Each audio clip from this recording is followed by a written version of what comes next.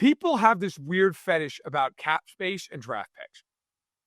They just constantly live to have 37 draft picks and $300 million in cap space. It's like, yes, you know what that is? An expansion team.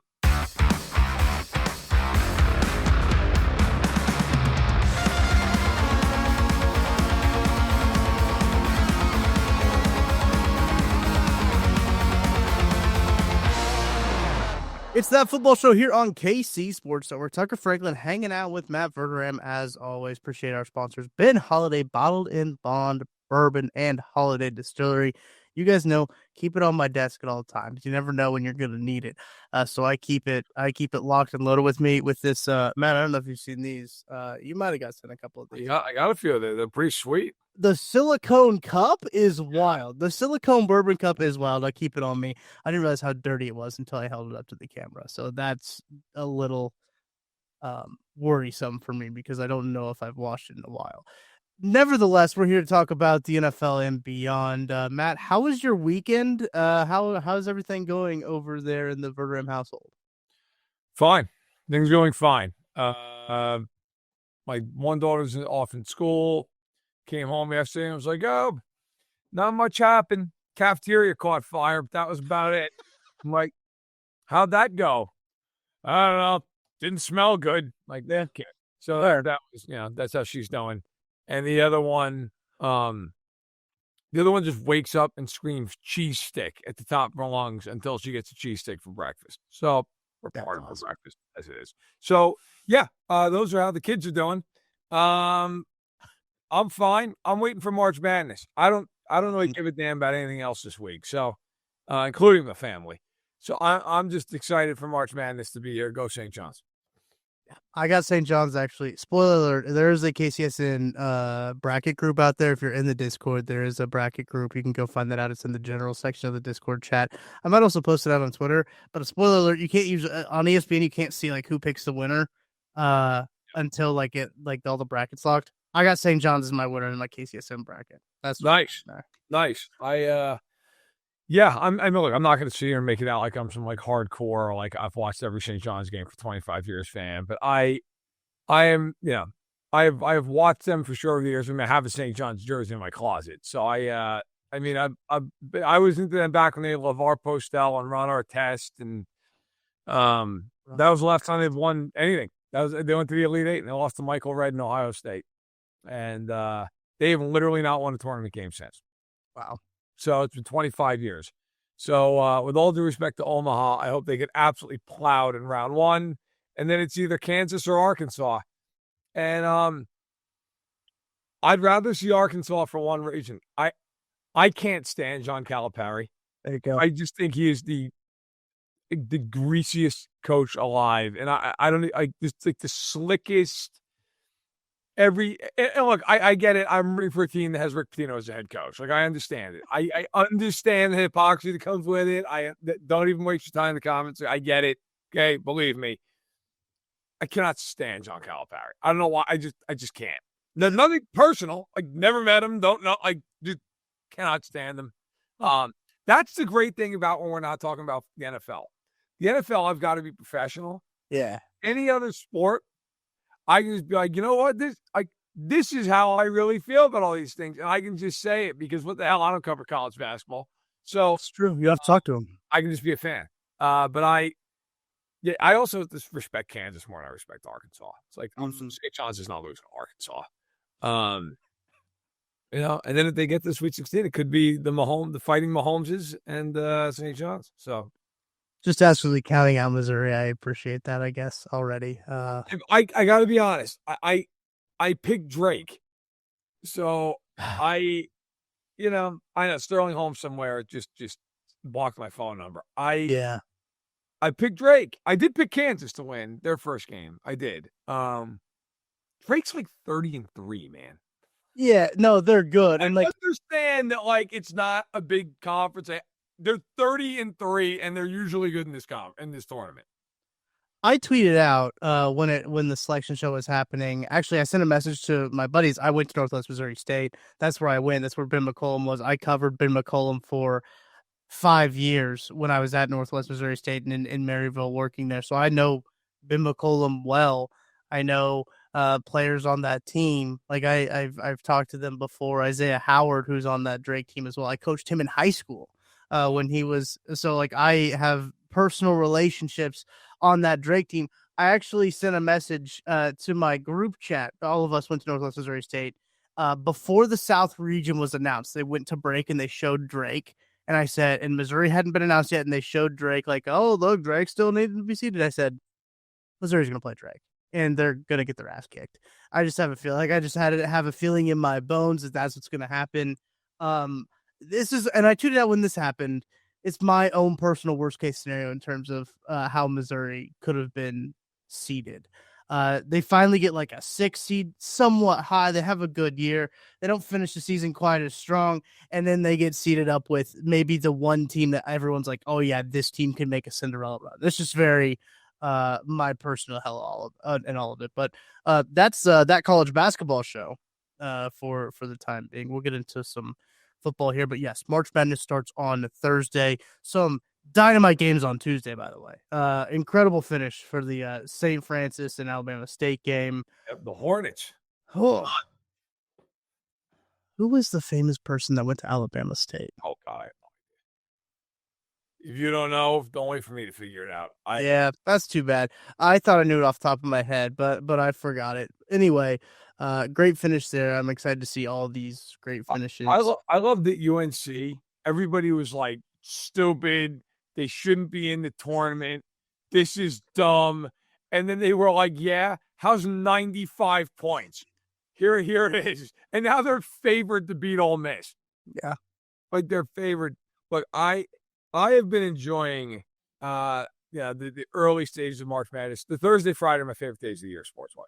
Yeah. My favorite days. Great. I love them. I've been getting down to my fighting trim for the summer. I bulk in the winter. I slim down before we get to the spring. Yeah. I'm going to tell you right now, Thursday and Friday are going to be a bulk days, ladies and gentlemen. Okay, I am going to eat like an asshole those 2 days. Yeah. Can't wait. But also, in case anybody didn't know, and yes, we will get to football, I promise. Yeah. MLB started in Japan. Dude, who the hell watched it? I don't know. Dodgers apparently won 2 games over the Cubs. It's a baseball season that is starting out in the most baseball season possible way. Like, you have nobody knows that the season started, okay, with 2 of the iconic franchises in the sport. The A's are not from a city this year. They're just the Athletics. Yes. Like, not Sacramento, not Oakland, not even like California. Just like A's. Awesome. Great. You got that going on. The Rays funding for a new stadium fell through, and baseball's just like, we have no idea where the hell they're going to be soon. Like, so you've got that going on. And look, anyone in the comments, I'm going to press this by saying, don't be the guy who's like, oh, politics, because it's not politics. But Jackie Robinson's page about what he did in terms of being in the military, and then, of course, breaking the color barrier, just got deleted off of a government website on Tuesday night. I think quietly, but now it's very not quietly because everyone in the world who's paid attention knows this. Apparently, it's part of this like DEI thing. Look, I'm just going to tell you, I don't give a damn what side of the political spectrum you're on. If you can't celebrate Jackie Robinson's life, okay, you're not an American. Period. Flat out. Like, I don't give a damn who you vote for. I really don't. Like, I don't care. But if we can't celebrate Jackie Robinson, give it up. Like, if there's one human being out there who's like, Jackie Robinson was DEI, like, really? I mean, the guy fought in the war, came back, broke the color barrier, took years of shit from all these lunatics, and then now it's like, well, got to get rid of that page off the government website. It's got to get that done. So that's where baseball is. Right. On March 19th. Not exactly a great way to go firing into the season here, as we're a week from real opening day here at stateside when everything gets going. But man, I gotta say, I'm actually looking forward to the baseball season. This last week or so has not helped that cause. Like, let's get it going in the right direction here. Let's go. Let's get ready for baseball season the right way. I was actually at the gym this morning, sick flex, not to brag or anything. Uh, And I woke up and read a book and did nothing. uh so I was at the gym and they were playing that game and I was like, wow, that's really weird to have a rerun going on right now. And that was it was the actual game. I was like, oh wow, no, they're playing the second game. Oh, okay, that's great. No, I mean it's cool that they do that. Obviously, with like Shohei and his appeal over there in Japan, like that makes all the sense in the world to go do that. Like, how about advertise it? How about market your stars? Like, let's how about let's like let anyone know that that's gonna happen. Like that's for me is just like, oh, I didn't know this was happening.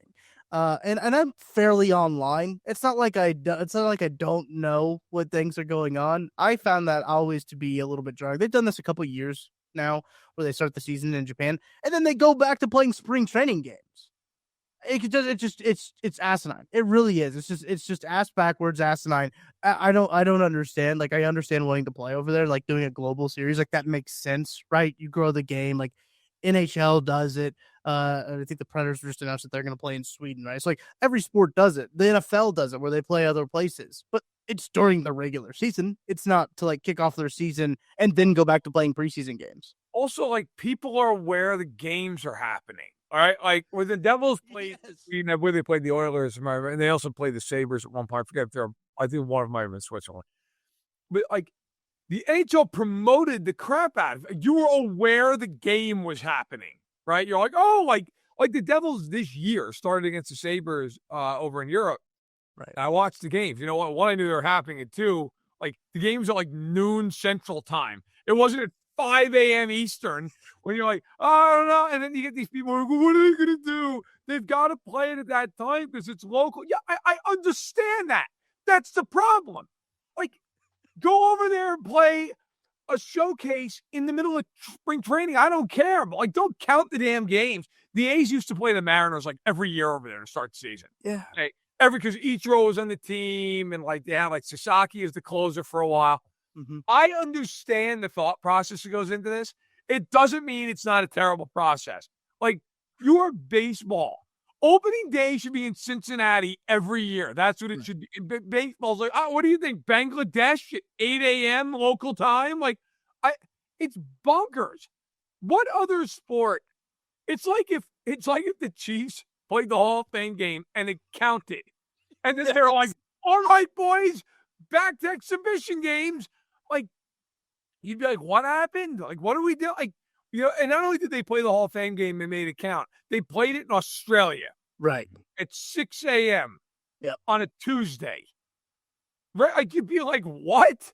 But baseball somehow is like, nothing wrong with that strategy. Nothing wrong with it. Damn it. I want baseball to go back to the days when bat day was full-size bats and they just handed them out. You know, you imagine doing that in the Bronx now? Like, hey, come on in. First 30,000 people get a full-size baseball bat. And nobody thought anything of it. Yeah. You know? And we had double headers where people were just hanging out and getting drunk for 18 innings on the cheap. Yeah. We have lost our way. You know, baseball wants to fix the sport. I got a solution for you. Double headers every other Sunday. And if you're willing to stay the whole day, the second game, free beer. You'd see how you would sell those things out like nobody's business. And, man, you'd have a rowdy crowd in May. Oh, okay. You'd have some people who really gave it. And now, the downside is you might have to beef up security. Right. But the upside is more jobs. That's right. That's right. We're going to create jobs, damn it. Every other Sunday, we're doubling security because Bobby can't handle his liquor. Okay. Right. And he's had 11. And it's only the third inning. And he thinks the fourth inning stretch is a thing. Yeah. And when somebody tells him it's not, he's going to try to kill him. We have to have security. But the upside is we have 55,000 people at Kauffman on May 1st. So that's, you know, listen, there's a trade-off. Baseball's got ways to improve. They should really hire us and have us just, we're ideas guys. Really, we're just big picture ideas guys. And like, they figure out the logistics, we figure out the ideas. That's how it works. And look, how often they need ideas that are like, hey, common sense. Start the season after spring training, promote the games, let people know that they're happening, and play them at a time when the sun's up. Like, it's just, I mean, but that's baseball. Like, hey, Now we're going to put these games in the middle of March. Nobody knows. Nobody cares. It's great. Man, you guys really got a bang for your buck for the start of it. You got that college basketball show. You got that baseball show. And now we're going to get into that football show. We're going to take a break. We'll be back right after this. Shop Chiefs tickets and more with no fees. Plus, save big with code KCSN at ticketsforless.com, the official ticket provider of KC Sports Network. Success in real estate takes more than vision. It takes the right financial partner. When someone takes something rundown and turns it into something great, that's called a comeback story. Like Bryan Group. They take distressed properties here in KC, completely rework them, and then turn them into valuable real estate. But that kind of work needs the right bank behind it. Enter Emprise Bank. They're not about cookie-cutter loans. They saw Bryan Group's vision, backed them, and now they're making big moves in Kansas City real estate. Talk about your partner in possible. Emprise doesn't do one-size-fits-all financing. They invest in potential and back growth. Visit emprisebank.com/KC to learn more. Emprise Bank, member FDIC, equal housing lender. Giving people a 3-for-1 special here on that football show. The Chiefs also got 3 guys, maybe for the price of 1, over the weekend. Well, look, a little behind inside baseball, how the sausage is made, behind the curtain, however you want to call it. Matt, you and I record our podcast for Saturday on Friday because who wants to record a podcast on Saturday morning, right? That's for cartoons and sleeping in. That's right. So in between the time that we recorded our podcast and that podcast went live, the Chiefs had re-signed Kareem Hunt and signed Jerry Tillery. There's 2 breaking news team episodes that went up in between before our podcast went out. But I want to get your thoughts on the Jerry Tillery signing. I think that's an interesting one, a new face to add to the defensive tackle room. Look, I think every time we've hopped on this podcast since free agency started, we're like, yeah, they're going to need to add a defensive lineman because right now they don't have a defensive tackle to play next to Chris Jones or give, Chris Jones maybe a puff or 2 on the sidelines. They don't have anybody still to do that. Thoughts on the signing of Tillery, his addition to the defensive line? He's fine. Look, he's a rotational guy. I mean, he's a guy who's filling out the 90-man roster. He's former first-round pick for anybody who doesn't know who he is, of the Chargers by way of Notre Dame. He was with Minnesota last year. He literally did nothing. He played in 17 games. He had 0 sacks. He had 1 tackle for loss and 3 quarterback hits. The year prior, had a couple sacks with the Raiders.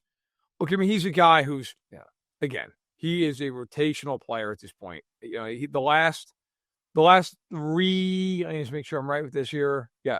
The last 3 seasons, he's played 49, 45, and 41% of the snaps for his teams. Mm-hmm. And that's pretty much what you're looking at. And by the way, that's fine. You need guys like that. If Jerry Tillery comes to Kansas City and plays 40% of the snaps and has 2 sacks, that's fine.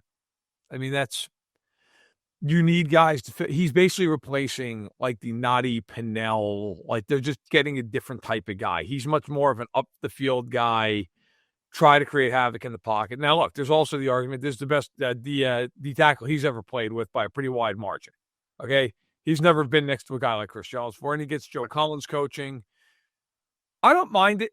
I'd rather sign a guy like Tillery, who I can at least look at and go, all right, you know what, his pressure rates are not bad if you look at those metrics. Mm-hmm. I'd rather have that guy than some guy who's 34 and has no upside, and I just know what he is. Fine. I think you have to sometimes spin the wheel a little bit and get different outcomes. I don't mind that they did it. It's Brett Veach's nirvana. It's a former first-round pick that he can try to fix. Brett Veach loves former first-round picks that may or may not be able to be fixed. Okay, Darren Lee. That's right, Darren Lee once upon a time. Cam Irving, DeAndre Baker, Kadarius Toney, right? Some have worked out, some haven't. For an hour and a half, Damon Arnett. I think we got arrested again for a day. Yeah. Before the law got involved, and then he wasn't on the team anymore. Uh-huh. But I mean, they've done this. I mean, this is kind of what they do. They take swings on these guys who they feel have the athletic traits, and they want to try to coach them. And I don't mind it. If they can Tillery 2 years and $16 million, I wouldn't have minded it. Okay, but for that minimum, yeah, I mean, it's fine. Since 2022, or 2021, really. After his 2021 season, 2022, 2023, and 2024, he has 3 sacks. Again, that A huge number. right. And again, it's more of a you gotta have guys to put out there because they don't right now. Still, they really don't. Derek Knighty goes to the Jets. They have 2 defensive tackles on the roster. It's Tillery and it's Chris Jones. You would you think that Mike Pennell would come back? Like you think like that would be out there, but we also probably thought that Derek Knighty would come back, and now he's with the New York Jets. So we'll see. I believe Derek Knighty was on that team for 7 years. He must have signed 7 one-year contracts because that's what it felt like. Like when I saw them tweet out like thanks for 7 years or whatever, I was like 7 years, not a team for 7 years. Like his first draft class. He was in Veach's first draft class, last member of it. Bro, he was the best player that Veach drafted in that class. Yeah, that class stinks out loud. That class is not. Let's all be thankful to Veach. It got better because it was not good. Yeah. Breland Speaks was his first pick. Who, by the way, if it was other leagues, if it was a UFL draft, he killed it out of the park. Too bad for Brett Veach. It wasn't. That pick was bad the second it was made. By the way, yeah, well, yeah. Bill Barnwell wrote a piece on ESPN where he talked about I think it's like the 13 best free agents that are still out there. Yeah. And he had the Chiefs as a top suitor that he thought should be a top suitor, I should clarify, for one of these guys, and that was Matthew Judon. Interesting. I bring that up because we're talking about the defensive line here. Judon's a 4-time Pro Bowler, had 5.5 sacks last year with the Falcons. He's currently 32 years old. He'll be 33 years old on August 15th. He had 15.5 sacks in 2022 with the Patriots. But yeah, Barnwell says Judon. Look, I'm all for that. Him, a Menahu, like one of these dudes. Like, if they bring in one of those guys, they really go into the draft without any massive need. I mean, you could still argue D tackle is still a big need next to Jones. Like that's fine, right. Probably is. If you bring in a Menahu or Judon, like your DN room is pretty solid. You've got one of those guys, Karlaftis, Dana, FAU, Jones on third down. Like that's a lot. That's a lot. And then D tackle, you're like Jones, Tillery, me. So you're probably gonna want to fix that, okay? Because you don't want me in there playing the one tech. Right. I'll tell you right now, we're gonna need Nick Bolton to make a lot of tackles because I'm getting blown out of there big time. You're gonna need to be bulking season for some one tech. I mean, listen, as a normal run-of-the-mill human being, I'm 230. Like that's a pretty good size. As a one tech, it's a problem. It's a problem. I'm not going to anchor well against duo. You know, when the left guard climbs, it's if they watch a child in a hurricane. It's flailing about your arms. It's not going to be good, man. We don't want that. You put some sand in your pants. I've got a bulk by about 100 pounds to get ready, which is really crazy. Like you think about like that, just the size of these. If you've never been to an NFL player. It's jarring. Like, I am usually the biggest guy in the room. I'm 6'2", 230 pounds, right? Like, I am usually, in most instances in my life, I am the biggest or, like, second biggest in the room. I walk into an NFL locker room, I feel like a 12-year-old. Like, it's, even guys you don't think of as, like, big, stand next to Patrick Mahomes. Right. Like, I had the thought where you're like, sacking that dude can't be easy. You know, like if I got a running start and he didn't see me coming, yeah, okay, sure. If he sees me, it's over. Right. Like it's like my 7-year-old trying to tackle me, right? Like, or like you stand next to like Travis Kelce, and these dudes, like, oh my, and then they are small when Chris Jones walks in. Like, hey man, what's up? Like, this dude's 300 pounds and has like 8% body fat, and I don't know, like, how the hell do you block this guy? Yeah. And like, it's insane. But in any event, they need more big humans on the defensive line. They need more big humans on the D line. They currently do not have enough of them. So signing a Menahu or Judon would seem like a real good way to kind of bridge gap that they're currently facing. The thing with the Minihue too, a couple things on the Minihue, I guess. He does have the inside-outside versatility, so I think that you don't necessarily check both boxes, right? But he can play on the inside too, so if you do need to. The other thing, Nate Taylor talked about this on Only Weird Games yesterday. If you didn't listen to that show, obviously go listen to that podcast after we're done, though. Don't listen to it right now. He talked about how Charles Minihue, he went to Texas, so you can assume that his agent is David Mulugeta, and it is. And usually anyone who goes to Texas, that's who their agent is. He has a lot of clients now, and he has got a client that we'll talk about here in a little bit, too, that just reset a market. But Nate Taylor alluded to the fact that, hey, look, David's willing to wait. Like, he's willing to wait after the draft. There's no rush on Charles Minihue's end to get this deal done. And it probably benefits him more to wait, truthfully, till like after the draft to get it done, because he probably gets a little bit more leverage than at that point when it comes down to it. When, as Nate Taylor described it, when he's the last girl at the bar at 3 a.m. rather than leaving the bar at 10 a.m. or 10 p.m. 10 a.m. by the way. Yeah. I was gonna say, I'm not even there at 10 p.m. I got love for my guy Nate, but I gotta tell you right now, you don't want to be that person we're going to pair off at 3 a.m. at the bar. Okay? I don't want to say it speaking from experience, but you don't want to be that person. That's a lonely look down the other end of the bar and you're like, oh, fair. Cab, please. Uno. You don't want to be that person when all the lights come on and you're sitting there looking around. Listen, you got to leave. Yeah. Okay. Look, you want to get out of the bar by about 1:30, okay? Because after that, nothing is going to happen. But yeah, the point is, Nate's point stands though. Yes, at this, like, if you're Charles Omenihu, you're not in some gigantic rush. Yeah. Hell, in some ways, go ahead and skip OTAs. Don't show up the mandatory mini camp. Like, who the hell needs that crap? Like, I'll sign. I'll stay in shape and I'll sign like July 20th, and I'll see you then. Like. There's no real urgency. And look, these teams always communicate with the players. Like, the Chiefs know what is going on with Charles Omenihu. Like, if they want to bring him back, they're going to reach out. Hey, you want to get a deal done? And his agent might go, hey, listen, he's definitely interested in coming back, and we'll let you know if anything changes. But like right now, he's just kind of waiting it out. And like, teams know what they're doing. I mean, teams like Brett Beach is not sitting there going, why? Like, what's happening? Like, he gets it. So yes, there's definitely some time to be. To kind of calm down, maybe improve the team's home hotel. Maybe this is a good time for that.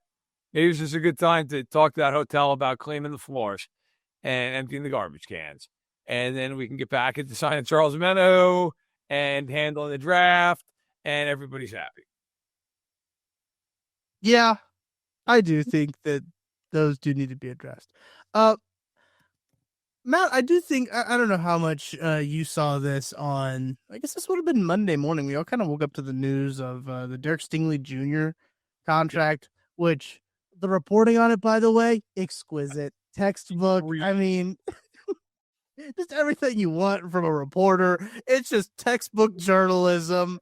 If you guys can't pick up my sarcasm, I'm being sarcastic about that. Egregious reporting, as you said, Matt, in terms of just like the agent just being like, hey, Can you sweeten this up for me?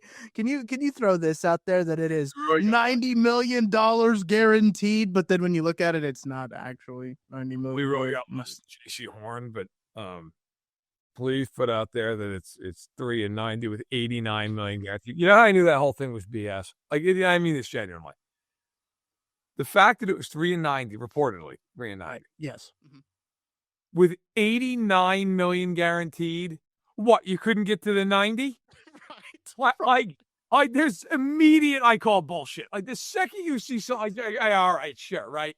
And like in my head, and I didn't want to tweet this out because if I'm wrong, then I'm the jerk, and my job is not to be wrong more than anything else. So that's fine. Although my opinions can be wrong at times, but not my factual stuff. My immediate thought was, yeah, great. This is going to be tacked on to his current deal. And they're just going to pack guaranteed money in across the 5 years. Yeah. Okay. And so some of this is funny money at the end of the contract. And yet it is a 3-year, $90 million extension, but that $89 million is going to go across the 5 years left because he's still, so for people who may not be following this, Derek Stingley still has the last year of his rookie deal and then his 5th-year option. Correct. And then those 3 years he extension. So he's essentially signed for 5 years. Okay. Mm-hmm. And so when the details of the contract come out, what's going to the guaranteed money is going to be spread out throughout the entirety of the 5 years, or maybe even packed into the first 3 years, 4 years. I guarantee that last year or two, there's a whole lot of wiggle room in that contract at the end. But the agent who sent it out was like, hey, 3 years, $90 million, $89 million guaranteed. And instead of a reporter just being like, hey, is that like over the 5 years? Because that means it's 5. And I forget exactly. I'll try to pull it up real quick. But if you included the 2 current years on the rookie deal, it made it out to be like $23 million a year or something like that. It was nowhere near what it actually sounded like, which is what had Chief fans going berserk on Twitter. Like, oh my God, McDuffie's going to be $50 million a year. Like, no, he's not. Like Stingley, yeah, it's not updated. I haven't seen. But what's going to end up happening is all the guaranteed money is probably going to be stretched out over the first 3-4 years of the deal. The last year is probably going to be a year where if you had to, you can get out of it. Like, it was reported like it was basically a fully guaranteed contract. And it's not a fully guaranteed contract because he's on a 5-year deal, not a 3-year deal. But why report that when you can make it sound like it's a 3-year, $90 million deal? Like he's a free agent. Right. When he's not a free agent. Yeah, well done. Just absolutely just a masterclass. We're about one offseason away from agents just video recording themselves announcing the news with like fireworks going on in the background. And the transaction reporters just tweeting that out, just a video, not even putting words on the tweet. Yeah. We're about that close. And look, by the way, I don't want to get all over Schefter and Rapport for this. This started with Woj. Oh, yeah, 100%. Yeah. Woj is the one who started this. And then Woj was like, you know what, I'm good. I'm done with this. I'm out. Okay. Shout out to them, by the way. It was just like, I am beyond good. Yeah. Good night.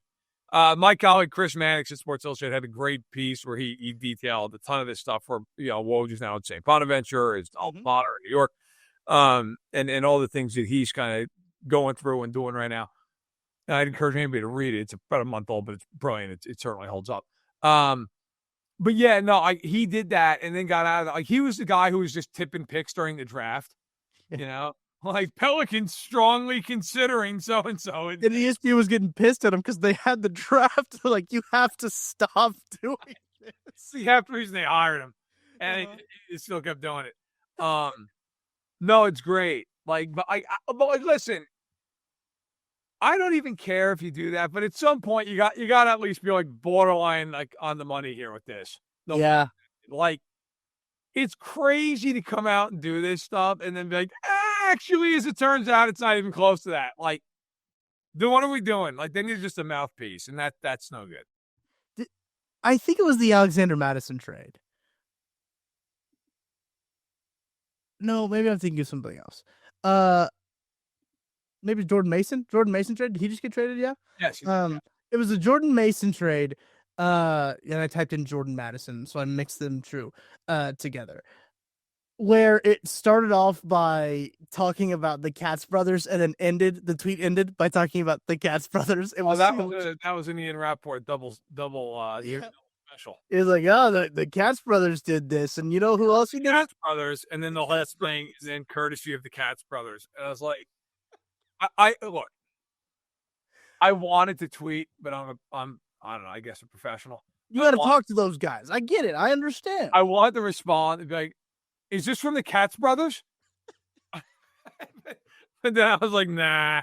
Like, Ian's always been cool to me in Birds. I have no beef with him. I mean, and look, I get it. Like, to be fair to these guys, I understand that if they don't do that, they're not going to get the news. Yes. It's a double-edged sword. That's the reality of it. Like, if Ian was like, I'm not doing that, then he's not going to get it. Schefter's going to get it, or Jay Glazer or whoever, like, Jordan Schultz. Okay, and you think Ian's letting Jordan Schultz get it right now? Hell no. Right, okay? Not going to happen, not on his watch. And so that's what you're dealing with right now is like, now, if all these insiders got together and just agreed, like, we're not doing this, this is stupid, then it would stop. Yeah. The problem is, there's always going to be the guys like, screw that, I'll do it. Yeah.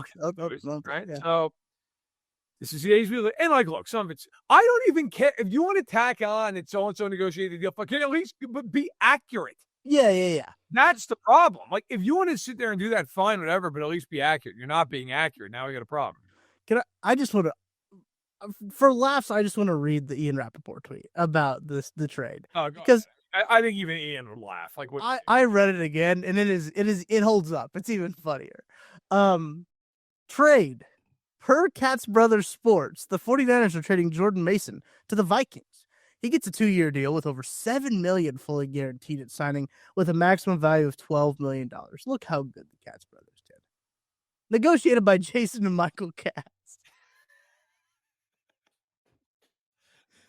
Yeah, Ian, we know. Yeah, boom. Would have been weird if it was from the Katz brothers and it was like, some other agent. David Mulugeta. Yeah. Jimmy Sexton got this one done for the Katz bros. Todd France. What if this is how it happens? The Katz brothers start their own account, but they start breaking other agent news. So they become insiders. The Katz brothers become insiders themselves. I'm going to embarrass him. Shout out to Mike McCartney, who is a great agent. He used to work on the NFL team side of things. Yeah. First of all, Mike is the nicest guy you could ever meet. Secondly, he does not leak any of the like. He breaks his own stuff. He tweets out like my client signed with so-and-so. I always respect it, and I've asked him about that. I'm like, why do you do it like that? Why don't you give it to what the hell, me? And he's like, I don't give it to anybody because I don't want anybody to feel like I'm playing favorites. And I was like, you know what? I respect that. Like, and listen, Mike's not some small little agent here. I mean, Mike's a big time agent. Mike represents Joe Tooney, Kirk Cousins, like big guy, Aiden Hutchinson. Okay, big guys. And he just breaks the news himself. And I've always had respect for that. Unlike some of these guys who, look, I get it. You're in the business of self-promotion because you're trying to get more clients. I mean, that's how, as you said, the sausage is made, all that. It's true. Yeah. Well, listen, man, don't sit there and give some ridiculous account of a contract you negotiated. And then it's like, this guy, 1 year, up to $19 million. And then it comes out, it's a $2 million deal with $17 million worth of incentives. Like if the fucking guy lands on Saturn, he gets a $15 million, yeah, thanks, we get it. That's great. You signed the 1 year, $2 million deal. Mm-hmm. That's what you did. Even the Hollywood thing, right? It was like, 1 up to 11. It's like, actually, really, it's $6.5 million. Right. The Katz brothers have really grown their clientele in the recent years, by the way. Well, I mean, they got the money now to hoof it on the back end. Yeah, well, they shout out Chris Jones for that one. Chris Jones was about the only guy that they had. I think they had DeMarcus Robinson. They had Byron Pringle, I think, as well. They were cleaning up Chief Flyers. Yeah, they had just a bunch of like the coincidence that all of them are gone from the Chiefs other than Chris Jones. No. They got our clients. Here we go. I'm perusing their website. T.Y. Hilton. Yes, they did. They did. He was the other one. I thought so. I thought they had one other guy of like significant note. Byron Pringle, DeMarcus Robinson, Olamide Zacchaeus. I definitely pronounced his name. Micah Kaiser. Ever heard of him? T.Y. Hilton, Keith Kirkwood, Chandon Sullivan is what they're citing. In other words, Chris Jones is really floating this boat here. Chris Jones, they have a lot to thank. They're sending him fruit basket after fruit basket every holiday because they are thanking him for their livelihood. For anyone who's not aware, by the way, like agents usually get about 3%. Right. So pretty good fee. I mean, to be fair though, they're brothers, so they're probably gonna split it. They get that 1.5. But to be fair, 1.5 of Chris Jones' deal. Still walking out about $2 million a piece. Listen, no, that's how that works. Okay, and then on top of that, like, we don't have to get too nerdy here, but what the hell? It's March 19th. Like, by the way, happy birthday to Andy Reid. So happy birthday, Andy Reid. Yes, 67. Good call. Wow. So a lot of times agents, like now, especially with the NIL and all this stuff, like the world has changed. Okay. Mm-hmm. A lot of times these agents get players, man, they got to lay out cash. Yeah. Like, up front. And they got to pay for all their training. They got to pay for any kind of equipment stuff they need. Hey, you got to go to Exos to get ready for the draft. Cool. You know who's paying that? Your agent. That's who's paying it. Any kind of promotional stuff. Yeah. I've had agents flat out tell me, look, man, you're laying out minimum 120, 150 grand, like just to sign a guy. Yeah. Just to get that guy signed, get a little promotional work done on him, get a little training done. Like, if that guy doesn't get drafted, you're just out the money. That's your problem. And like, obviously, if a guy is a real high draft pick, you're going to probably pay more money, especially now with the way things have changed. But even back before NIL, you were going to pay more into it, but you were fine with that because you knew you were going to get the money out of the rookie contract because it was big. These rookie contracts, man, these guys making 4 years and it's like 900 grand. Like, you are going year to year on that bad, but you may not make money. You're really you're basically as an agent banking on the guy having a second contract. Yes. Okay. And if you don't get that second contract, or the guy's a real high pick, you're just kind of screwed. And that's why like these places like CAA and Athletes First, man, they got a huge advantage over the independent agent because they pull all that money. Yeah. They've got money for days to go out and get all these dudes. Whereas like that's not the case for these independent agents. By the way, you're seeing less and less independent agents. Mm-hmm. They're all consolidating, right? So it's like that's why. And it does shape kids coming out of college and like, agents have relationships with general managers. It's not quite the NBA where like Clutch basically just decides who's on what team. Okay. But like it matters. It matters. Like I'm sure some of you out there, you're probably just boring. I don't care. Shut up. But like it's a real, like it means something, T. Higgins and Jamar Chase, guess what? They got signed simultaneously. You know why? The same agent. Mm-hmm. That helps. Okay. Like that matters, and you think maybe, and look, to be fair, I think Rocky Arsenault, who's their agent, got great deals for both guys. Mm-hmm. But like, had he have been in this spot where he's a big agent, but let's say he was a smaller agent, okay, and by chance he happened to have those dudes, you think he might take a little bit less to get the deal done so he can get life-changing money? Like, that's the one thing I'll give the Katz brothers. The Katz brothers are probably like, man, this is the golden goose. Like, we got to get this contract done. But they held out and like probably should have lost money, but somehow gained money. And I always kind of wondered if part of that whole thing was them being like, he is it.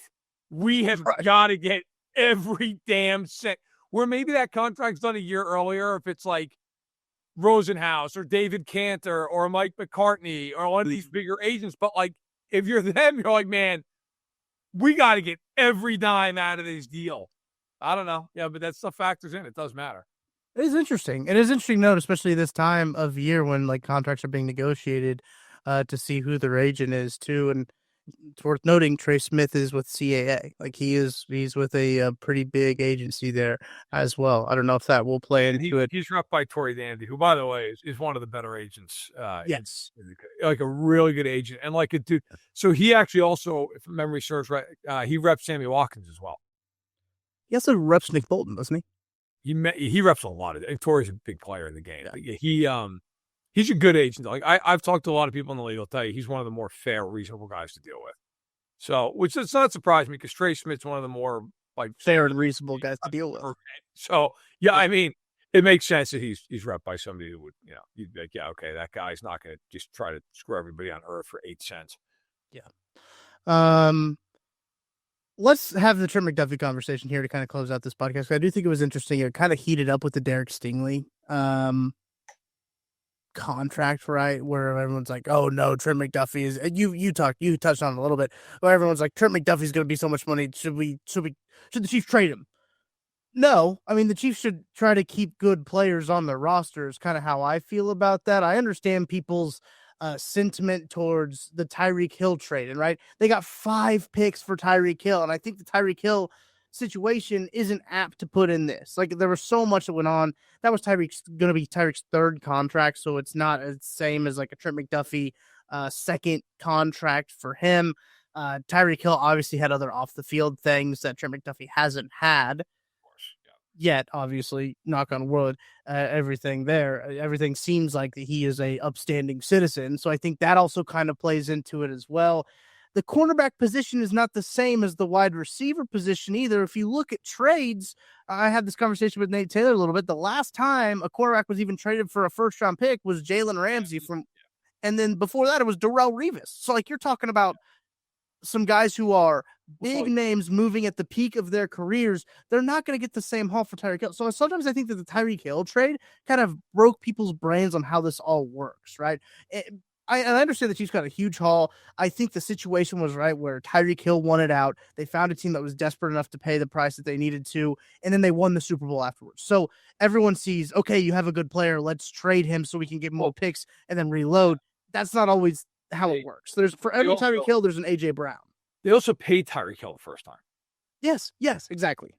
You know, people forget that. That wasn't his second contract. That was his third contract. Yes. Okay. They traded Marcus Peters years ago because of stuff with Marcus Peters off the field. Okay, just his general attitude and all the rest of it. Like Trent McDuffie, I am never going to sit here and be like, they'd never trade him. Like, yeah, sure. If some team called up and just offered the moon, sure. It is highly unlikely they're trading Trent McDuffie. Okay, the guy is a phenomenal player. I can tell you right now, unequivocally, I know for a fact, a huge part of the reason they signed Christian Fulton is so McDuffie could be utilized the way they want to utilize him, which is move him all over the place, play him in nickel and nickel, play him in, outside and base. Like, other than Jones, he's the best defensive player on the team. And you could argue right now, like with him, like he's that good of a player. People have this weird thing about like, can't pay big money, can't do that. It's like, hey guys, you want to have a good team and stuff, right? You're gonna want to pay some money. Like you're not gonna have a really good team signing a guy to $7 million a year and he's your top corner. You're like, that's good now. No, people have this weird fetish about cap space and draft picks. They just constantly live to have 37 draft picks and $300 million in cap space. It's like, yes, you know what that is? An expansion team. That's what that is. Like, you know who has a lot of cap space? The Patriots, because they suck. That's why they have a lot of cap space. Or like the rare team that has a lot of cap space that's good is because they have a rookie quarterback. Go find me the team that has a really good veteran quarterback that is just loaded up to the hilt with cap space. Right. Like maybe you want to argue it's the Chargers, although Herbert's big money hasn't kicked in. They're not that good. They just signed nobody. I know Cowherd's picking them to win the division. I would go against that personally. Like look, I'm sorry. You want to be good? You sign guys like Trent McDuffie. You pay Chris Jones. You pay younger Travis Kelce. Okay? Take away the off-field things for just a second. If Rashee Rice is squeaky clean, you pay Rashee Rice. You pay the Xavier Worthies of the world. You pay Mahomes, obviously. Okay? Like, I'm so on the Bolton deal, but I understand that too. Like, you pay good players. You keep those, like Karlaftis, if they could get him for $4, like Rousseau got $4.80 and Karlaftis is better than Greg Rousseau. So, like, right. If he gets $4.88, cool. I paid George Karlaftis that. He's a really good football player. Like, people have this thing about, let him go. You get cap space. Yeah. You know what you got to do with cap space? You got to use it to then sign good players. Why not just sign the damn guy you know is good in your system? I'll never understand that argument. I'm right there with you, dude. I felt like I was taking crazy pills on Mondays. I'm scrolling the timeline and people are like, yeah, 30 million is too much. Can we get a second? Yeah. What? You'd rather let them walk because you don't want to pay. Also, you're not paying them jack shit. I'm not saying, and you're not paying them anything. Yeah, not my money. That's sometimes I get messages like, "Hey, would you pay this guy this?" I was like, "I'm not paying him." So, I mean, no, I wouldn't give him that money because I don't have that money. Nevertheless, I keep seeing guys on social media talking about it, and it's not just one person, right? I've seen a bunch of people being like, "Hey, I want to think about it." Like, yeah, I want Patrick Mahomes to play with good football players. I'm tired of this fucking bullshit, excuse my French, that they're putting on the offense where they're just putting terrible players, seeing what they can get away with. How about you play some good players to play with the best quarterback in the world and maybe play someone who can play defense a little bit? That's how the show ends. That's going to do it for that football show. I got fired up there at the end. I didn't know that was going to fire me up that much, but it did. We'll be back on Saturday. We're going to power rank something. We'll figure it out between now and then. From Verderame and Tucker Franklin, thank you to Ben Holiday, Bottle and Bomb Bourbon. Please drink responsibly, as I'm about to go do. We'll talk to you later.